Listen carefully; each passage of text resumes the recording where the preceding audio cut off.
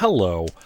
I want to do a second channel video before I do a main channel video because I want to know what the scope of what you guys want to get into with video capture is. Because I've determined that this topic just has endless depth, and I could make either a 30-minute video or a 3-hour video talking about it. And I know more is better, but is it really? Because there's a lot to this. So I wanted to give you an overview of some of the problems that are being faced with video capture so you can understand the levels of depth that you can go into here so that we can then assess what kind of video it should be. Now, this is a video project that I've been working on for like 6 years. I don't even know. Whenever the How VGA Works video came out is when I started. And since then, I've been on an unending quest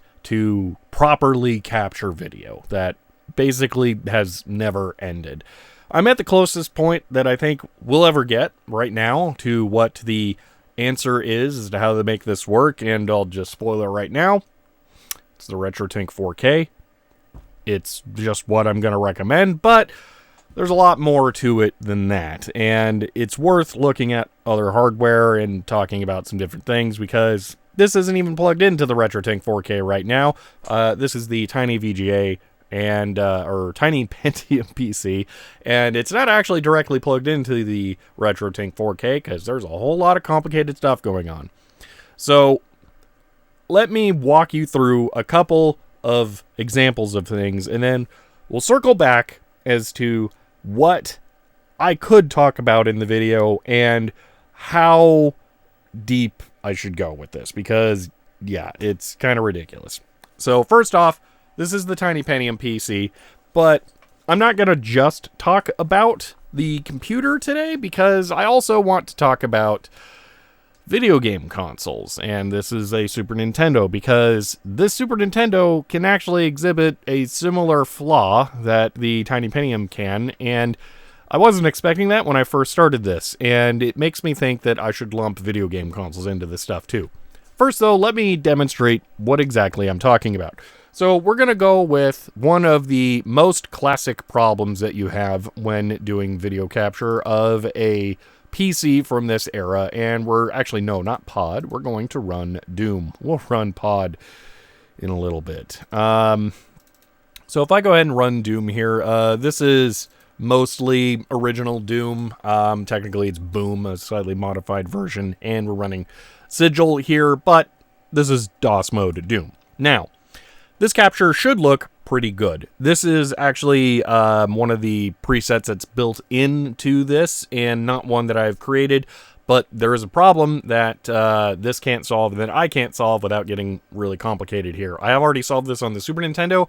I haven't started really diving into PC stuff on the RetroTink 4K yet because I know it's going to be horrible, and the consoles were, I thought, an easier thing to solve. Turns out not really, which is why I'm kind of wanting to lump them in. Anyway, this looks right.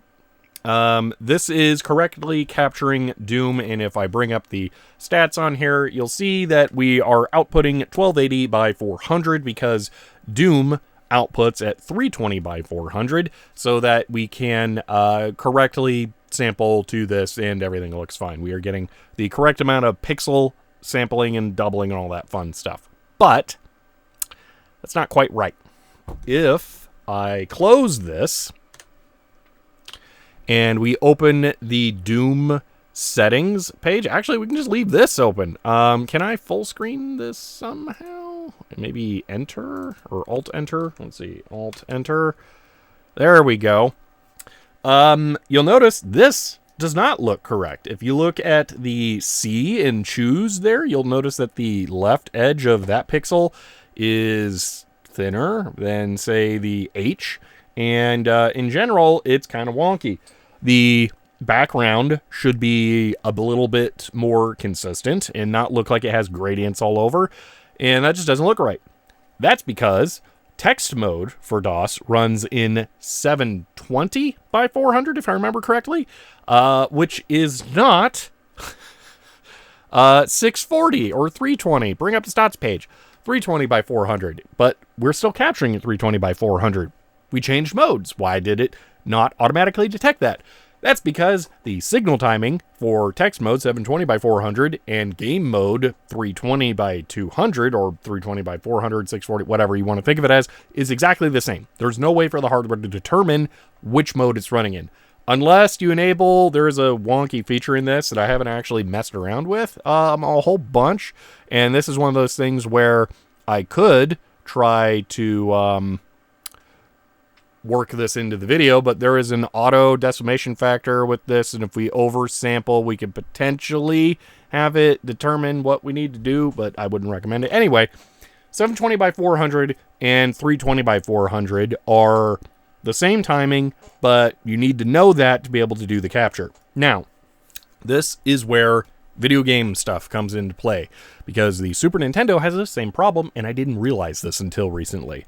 This is The Legend of Zelda: Link to the Past. This is a typical Super Nintendo game. This is being captured at the 256 pixel frame size, and it looks like how you would expect. However, if I reboot the Super Nintendo, I'm using an SD to SNES for this. You'll notice that the date in the bottom right looks a little weird. It doesn't seem like this is capturing correctly, and that's because it's not. And if I switch my capture over to a 512 pixel profile, it looks a whole lot better, because it turns out that the Super Nintendo can render in a higher resolution. But again, this is actually S-Video back here, and the timings are the same. You need to know this kind of stuff to be able to determine whether or not you need to do a different sample rate, which is fun. So that is one problem that we have here. And it is, yeah, that one's a big one. I need to get some oscilloscopes connected to video signals and demonstrate, like here's where this signal looks like, at this resolution or whatnot. And in general, looking at your video signals with oscilloscopes can help a lot. And I want to demonstrate that in the video. Anyway, so sample rate versus video timings. That's one problem. I'm actually going to go back to the Tiny Pentium, though, so that I can demonstrate a different problem. Let me make sure that I still have the pod ISO mounted here. I do. Okay, let's launch Pod now. Here is Pod on the Tiny Pentium, and this game uses Glide API calls to access the Voodoo 2 that I have in here directly. But you'll notice that there is a problem. Along the top of the screen, right there, you can see that some of the text is cut off. And that's because the Voodoo 2 has a different vertical sync position timing from the standard 640 by 480 resolution. The Voodoo 2 is just not standards compliant. And for some capture cards, that's a problem. And one of the reasons why I like the RetroTink 4K is that we can actually fix this by increasing the amount of pixels that are available along the top. So I previously showed you that we were capturing 640 by 480. Well, if you look down at the bottom at the vertical factor, you'll see that we're now capturing 494 by 640. We could even actually, now that I'm looking at this again, on the right, we need to bring this out too, because I guess the horizontal timing is wrong. But there we go. That is correct now, and we can see the entire frame. This is one of those problems that requires an oscilloscope to be able to correctly identify, and I did demonstrate this exact flaw in the How VGA Works video.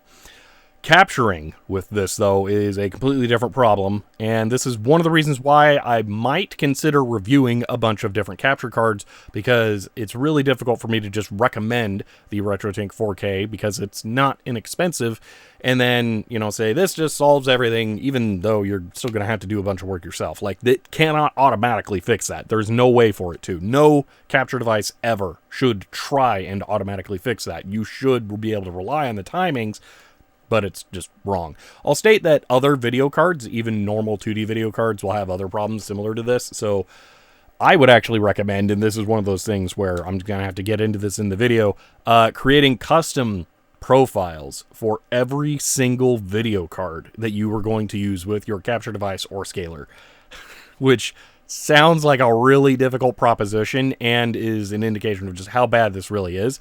And also why you cannot just say, get this capture card to go with this video card, and then, you know, it's just going to work perfectly. That's never going to happen. Different video cards have different timing irregularities like this, and you're going to just have to deal with it. So that is yet another problem. Oh, yeah, here's one thing. Data path cards, they can't solve this problem. Yeah, that sucks. This is one of those areas where I've spent too much time on this. I actually built an Arduino module that goes in between the signal source, like this tiny Pentium, and the DataPath RGB E1S and DataPath HD Vision 4, or Vision HD 4s that I have. I have 2 DataPath cards for this.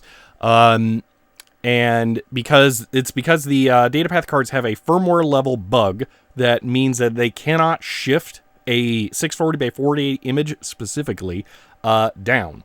It does not have frame buffer above that for some reason, the way that they set up the timing. So this is literally incorrectable, this pod problem on a DataPath card. And that's one of the reasons why I think it would be important to review different pieces of hardware in that video, as opposed to just, you know, saying go buy a RetroTink 4K. And then there's the other thing. Technically, this is not the only device that I have connected here. That image on the CRT behind me is actually being done by this. This is an Extron DVS510. This is not perfect. This is not set up correctly because I'm only using this to output to the CRT back here, and I don't normally output the tiny Pentium to that CRT. Just thought it'd be fun for this video. So you can see how that would end up being another potential solution, but it has its own drawbacks and other things, of course. So that is the video signal lying, the video signal being wrong, and not all hardware being able to account for it. Now let's go for a different thing that you may have never heard of, the color phase of the video not being accurate. Now, I'm going to just real quick go into the settings for the Extron here. And down here, I'm going to look at a setting called Bit Crush. What this allows you to do is cut off some of the bits of color information from the video signal. I forget what this is called in, like, say, GIMP, but there's something along the lines of a decimation that you can do to the video signal. So here we only have 2 bits of color, okay? Going down one more, we have 1 bit of color per channel, so there's not a lot there. This matters because this 5 bits per pixel is actually how the Super Nintendo works. And I had the idea in my head that we might be able to solve a problem with video capture using this. So I'm going to go back to the Super Nintendo really quick here to demonstrate something. I'm going to specifically go to 512 pixel mode because we are still on the overlay. And I'm going to artificially zoom this in so that you can really see something here. Oh, this is now difficult. I'm going to do this. I'm going to re-enable the bit crush and then undo that, and you can start to see the problem. Okay, so you see that flickering at the bottom. That's happening all the time, and you don't even realize it, because it is actually impossible to correctly sample color in any capture card or scaler for analog video sources. And this is a really good demonstration of it. Now, the Super Nintendo is 5 bits per pixel, which means we should be able to throw away 3 bits of data and accurately capture the video, because this is an 8-bit ADC in the RetroTink 4K. It's actually an 8 or 10-bit ADC, but I'm pretty sure it's always ringing an 8-bit mode. There's some more public information about this available that I am not getting into in this video, because this is the kind of thing that I would nerd out in the full video if you guys want to know more about this. Anyway, so this is 3 bits per pixel, or 3 bits removed off of the 8-bit data to match the 5 bits that the SNES actually outputs. Ignore the dimming. That is this card trying to, like, save your CRT or whatever. Now, here's the thing. The RT4K has some other options for this that are kind of interesting. So let me demonstrate something for you here really quick. I'm just going to bring up my desktop. First off, this is software I wrote that allows me to control all of my stuff here, so I can just click buttons to switch between sources. When I've been doing this whole time, if I wanted to switch between the SNES 256 pixel and 512 pixel information or switch to the Tiny Pentium, I just click those. It's pretty sweet. And then the different extra unscalers I have web interfaces. Again, this is why reviewing this hardware would matter, because you can see all of that. The RetroTink 4K has none of that, and you can actually emulate the remote for the RetroTink 4K over serial, but it just pushes the buttons for the remote, which is not ideal, but you know, at least it's there. Anyway, if we take the color settings on the RetroTink to the extreme, we can do this. So this is using the 240p test suite on the Super Nintendo to do a gray ramp. And then what I've done here is I've set the bit depth to be 5 bits per pixel, and I'm trying to apply a voltage offset and a voltage gain to scale the phase of the color to the remaining 5 bits per pixel correctly. Now, this is the kind of extremely low-level thing that you may not fully get without me breaking out an oscilloscope and really diving into this. And this is one of the deeper aspects that this video could get into. But I will say it is all for nothing. I'm going to give this part away in this little questionnaire video thing that is trying to convey the scope of this progress or project. This video is from me having left the Super Nintendo on for, I don't know, like an hour or 2 hours or something, to get it fully heat soaked while not quite in phase color-wise. I never got it in phase color-wise, and you'll understand why in a second. But this is intentionally out of phase. So you can see how much color noise there is here and here. By the way, this is just 1 out of 5 bits flickering, like barely on the edge of the ADC that's causing this. So, and then this would be red and green over here, and red and blue right there, maybe, that looks like it's purplish. So, anyway, this was a heat-soaked Super Nintendo, and then this is a cold Super Nintendo. You can see how much less color noise there is down here and over here. The temperature of the video processing unit in the Super Nintendo impacts the amount of noise there is coming out of it in the form of the voltage, because the actual voltage level of the video signal matters when you're doing color processing like this, and it is not always the same, and it's probably going to be different from one console to another as they've aged slightly different and the silicon has done different things. So this is one of those things where in theory it would be cool to be able to solve this, but in practice I don't think we can.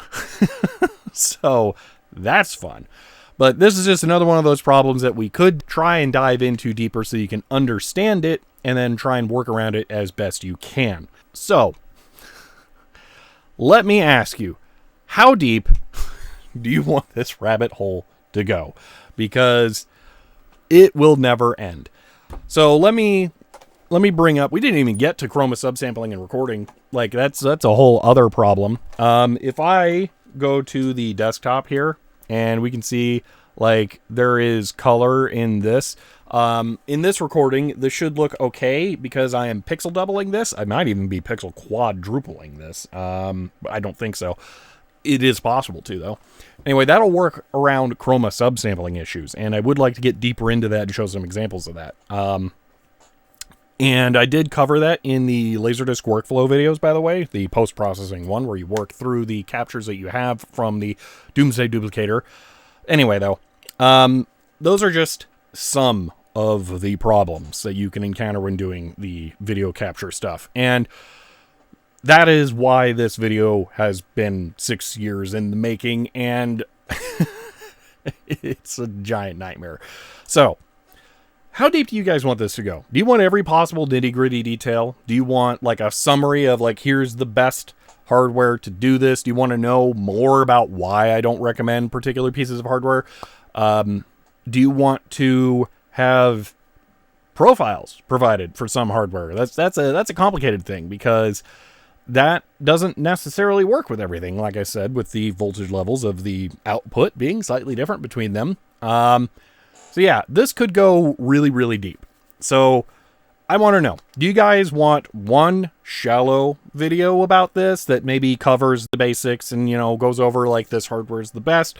Do you want a massive video that's like 3 hours long that covers every possible detail and covers different game consoles and things? Because as I demonstrated, the game consoles have similar issues to this. I really think it's valid to cover those, especially when you can go back to computers like, say, the HP 85 that would have, not the 85, the 86 as a video output, that has some unique quirks that would need something like a RetroTink 4K to be able to properly capture, because that renders into the NTSC overscan area. So that one would need some weird capture hardware to be able to properly do. But yeah, review all the hardware. Do you want me to go into more depth on things that are unsolvable, like the pixel alignment automation or the color sampling being perfect? So yeah. The other option is, well, we got 3 options. Single video that's not super crazy. Get this over with. Get it out of my system so that I don't have to spend the rest of my life wondering if I'll ever make this video. A super massive video that is going to take a really long time to make. Or should I make a video series about this? But the thing about the video series and the really long videos is that they're probably going to be the exact same thing. The thing about the video series is that I will just break it up and release it over time. It doesn't actually save me any time because I cannot make the video series without knowing what is going to be in every single episode, because it's all self-referential. So it would all have to be done anyway and then just doled out over time. And that really is almost worse than the one big long video. And I don't know if people actually would prefer that, because video series traditionally do very worse on YouTube. So yeah, that's a different kind of problem. But anyway, this is just an overall look at video capture and what we could potentially talk about with this and why it has taken so long to come back to this. Hopefully that gives you an idea of what all this entails. And I would love to know in the comments what you guys want to see in video capture information. Another thing you could do in the comments is ask questions about video capture. I don't necessarily want to say I'm going to answer all of your questions in the comments, but if you have any questions about video capture that maybe I didn't get to in this, I would love to know them to see what kinds of things people want to know for an inevitable video capture video. So that would be helpful too. But I'm going to call that here. This is something that I have been working on a lot recently, because I did buy the RetroTink 4K and it hurt the wallet, but it was definitely a right choice to make for some of this stuff. So yeah, I would love to know what you guys think, but that's it for now, and I will see you all next time.